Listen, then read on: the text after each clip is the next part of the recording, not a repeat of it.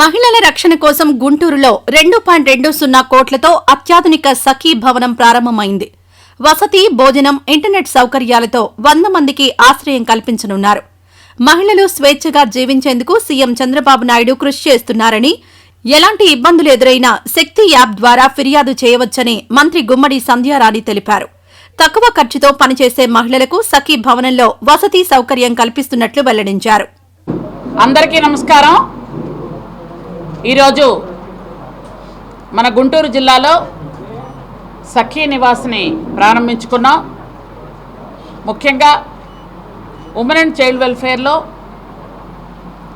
మా సెక్రటరీ గారు కానీ, అలాగే ఇక్కడ గౌరవ మా సోదరి ఎమ్మెల్యే గారు మాధవి గారు, అలాగే కలెక్టర్ గారు, అలాగే మా డైరెక్టర్ వేణు గారు, మొత్తం అందరూ ఇక్కడికి రావటం జరిగింది. అలాగే గౌరవ స్టాఫ్ అంతా కూడా వెనక్కనే ఉన్నారు, పీడీ గారు కానీ మిగిలిన స్టాఫ్ అంతా. ఈరోజు మహిళల రక్షణ కోసం, మహిళల భద్రత కోసం, మహిళలు సేఫ్గా ఉండాలి అని ఆలోచనతో గౌరవ ముఖ్యమంత్రి వర్యులు నారా చంద్రబాబు నాయుడు గారు మహిళల కోసమే ప్రత్యేకంగా కొన్ని ఏర్పాట్లు చేయడం జరుగుతుంది. దానికి అనుగుణంగా ఈరోజు 2,27,00,000తో ఈరోజు ఇక్కడ సఖీ నివాస్ అని ఏర్పాటు చేసుకున్నాం. అంటే సింపుల్గా చెప్పాలంటే ఉమెన్స్ హాస్టల్. ఇక్కడ 100 మంది వరకు మహిళలు ఉండొచ్చు. చదువుకున్న మహిళలు కానీ, వర్క్ చేస్తున్న మహిళలు కానీ, ఒంటరిగా ఉన్న మహిళలు కానీ, ఎవరైనా సరే ఇక్కడ ఇంతకు పూర్వం ఎన్నడూ లేని విధంగా ఏసీ రూమ్స్తో ఏర్పాటు చేసాం. ఇంతకు పూర్వం ఏంటంటే ఒక డార్మెంటరీ ఉండేది, రూమ్స్ చాలా తక్కువగా ఉండేవి. కానీ ఇప్పుడు అలా కాకుండా ఆధునికమైనటువంటి పరికరాలతో, ముఖ్యంగా అందరూ కూడా ఎక్కువ ఫ్లెక్సిబిలిటీ కోరుకుంటున్నారు. మీకు అందరికీ తెలుసు, సదుపాయాలు కూడా ఎక్కువగా ఉంటే బాగుంటుందనే ఆలోచనలో ఉన్నారు. కాబట్టి ఈరోజు ఏసీ రూములతో, అలాగే టీవీ, మంచి భోజనం, అలాగే సపరేట్గా వాళ్ళు వైఫై కానీ, అలాగే ఇంటర్నెట్ సదుపాయంతో అన్ని విధాలుగా ఇక్కడ ఈ హాస్టల్ సఖీ నివాసన ఏర్పాటు చేసుకోవడం జరిగింది. అలాగే ఇవి 53 మొత్తం మన ఆంధ్రప్రదేశ్లో ఏర్పాటు చేయడానికి మేము నిర్ణయించుకున్నాం. ఆల్రెడీ 23 వివిధ జిల్లాల్లో ఉన్నాయి.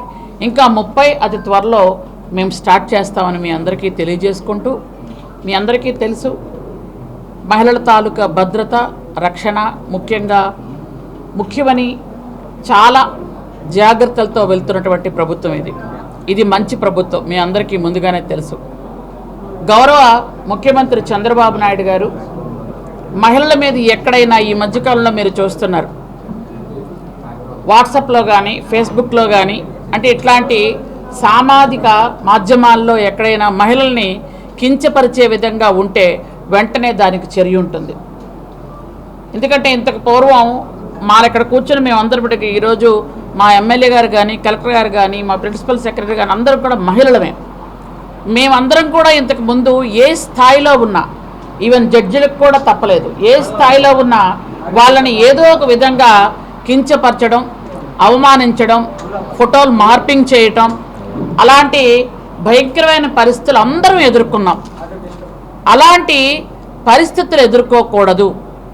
ఒక మహిళ స్వేచ్ఛగా తన పని తను చేసుకుంటూ వెళ్ళాలి అనే ఒక మంచి ఉద్దేశంతో గౌరవ ముఖ్యమంత్రి గారు ఈరోజు ముందుకు అడుగులు వేస్తున్నాం.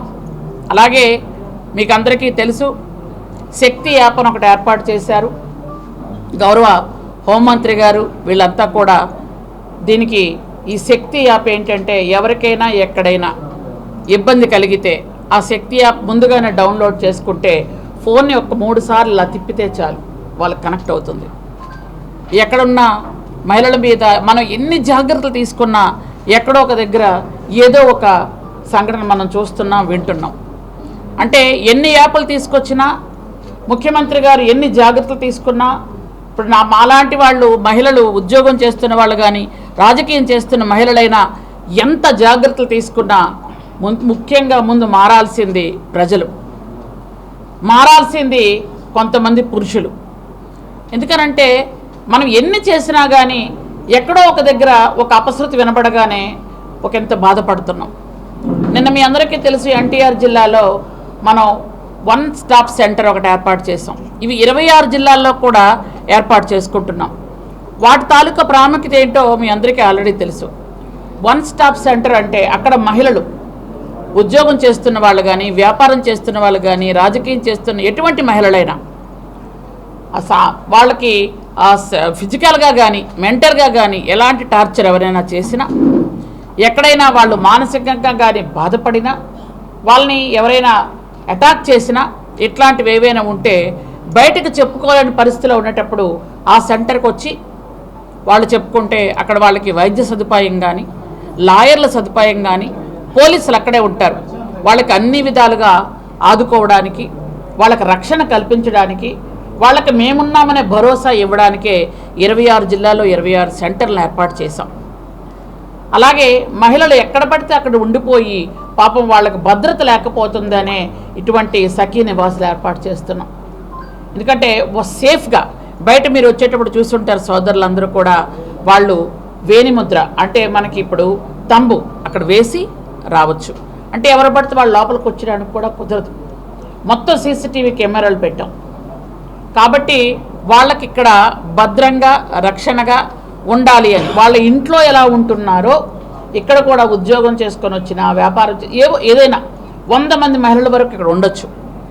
వాళ్ళకి ఎటువంటి ఇబ్బంది లేకుండా చేయాలన్నదే గౌరవ ముఖ్యమంత్రి గారి లక్ష్యం. ముఖ్యంగా మీ అందరికీ కూడా తెలుసు, ఉమెన్ అండ్ చైల్డ్ వెల్ఫేర్లో మొదటి నుంచి బిడ్డల తాలూకా రక్షణ మేము చూసుకుంటున్నాం. దాదాపు 56,000 అంగన్వాడీ సెంటర్స్ ఉన్నాయి. వాటిల్లో పిల్లలకి పౌష్టికాహారం ఇస్తున్నాం. అలాగే గర్భిణీ స్త్రీలు కానీ, బాలింతలకు కానీ పౌష్టికాహారం ఇస్తున్నాం. వాళ్ళందరికీ ఎటువంటి ఇబ్బంది కలగకుండా చూసుకోవాలన్న ఉద్దేశంతోనే అన్ని రకాలుగా వాళ్ళకి జాగ్రత్తలు చేయడం కూడా జరుగుతుంది. ఇట్లాంటి ఆధునికరమైనటువంటి పద్ధతులతో ఈ సఖీ నివాస్ లాంటివి ఉంటే వచ్చినటువంటి వాళ్ళకు కూడా ఒక సేఫ్, ఒక సెక్యూరిటీ ఉంటుందని ఇక్కడ ఏర్పాటు చేసుకున్నాం. ముఖ్యంగా నేను అందరికీ కోరేది ఏంటంటే, ఎందుకంటే మనం రోజుకొకటి చూస్తున్నాం, ఎన్ని జాగ్రత్తలు తీసుకున్నా రోజుకొకటి చూస్తున్నాం. నేను అందరు తల్లిదండ్రులకి చేతులు జోడించి నమస్కరించి ఒక విషయం అడుగుతున్నాను.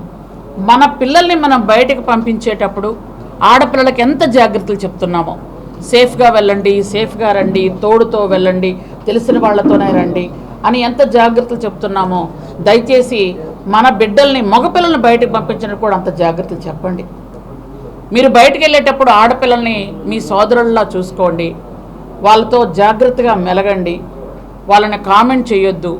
వాళ్ళతో మన ఇంట్లో ఆడపిల్లలు ఎలా ఉన్నారో బయట ఆడపిల్లలు అలాగే అని చిన్నప్పటి నుంచి మన పిల్లలను మనం పెంచుకుంటూ వెళ్తే ఇలాంటి ఒక దుర్మార్గమైన సంఘటనలు మనం చూడకుండా ఉంటాం. ఎందుకంటే మొన్న జరిగిన వైజాగ్ ఇష్యూ కానీ, నిన్న జరుగుతున్నటువంటి అక్కడ ఎక్కడెక్కడ జరుగుతున్న ఇష్యూలన్నీ కూడా మనం చూస్తున్నాం. పిల్లలు 16, 17, 18 ఏళ్ళ పిల్లలు, మగపిల్లలు. ఇట్లాంటి పిల్లలు కూడా చూస్తే అంటే ఇంట్లో కూడా కొంతమంది పిల్లలు డ్రగ్స్ ఉపయోగించడం కానీ, గంజాయి అట్లాంటి వాటి మీద కూడా ఉక్కుపాదం మోపి అందరికీ తెలుసు. డ్రగ్స్ వద్దు బ్రో అని లోకేష్ బాబు గారు ఇచ్చినటువంటి ఒక నానుడితో ముందుకు వెళ్తున్నాం. దానికి కూడా నేను కూడా ఒక కమిటీ మెంబర్నే. మేమన్నీ చేసుకుంటూ వెళ్తున్నాం. కానీ ఇంకా కొంతమందిలో ప్రజల్లో మార్పు వస్తేనే, మేము ఎన్ని చేస్తున్నా మాకు సహకరిస్తేనే మేము ఏమైనా చేయగలుగుతాం. కాబట్టి దయచేసి నేను అందరినీ కోరుకుంటున్నాను, ఇంట్లో ఆడపిల్లల్ని మగపిల్లల్ని ఒకేలా పెంచండి, ఒకేలా విద్యాబుద్ధులు నేర్పండి, ఒకేలా జాగ్రత్తలు చెప్పండి.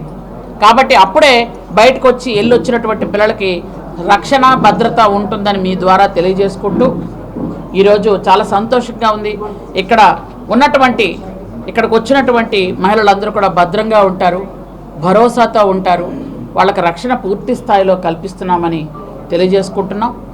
ఈరోజు మహిళా శిశు సంక్షేమ శాఖ మంత్రి గారు గుమ్మడి సంధ్యారాణి గారు ఆధ్వర్యంలో మన నగరం పాలెంలో ఉన్న మహిళా ప్రాంగణంలో ఉన్న సఖీ నివాస్ని ఓపెన్ చేసుకోవడం జరిగింది.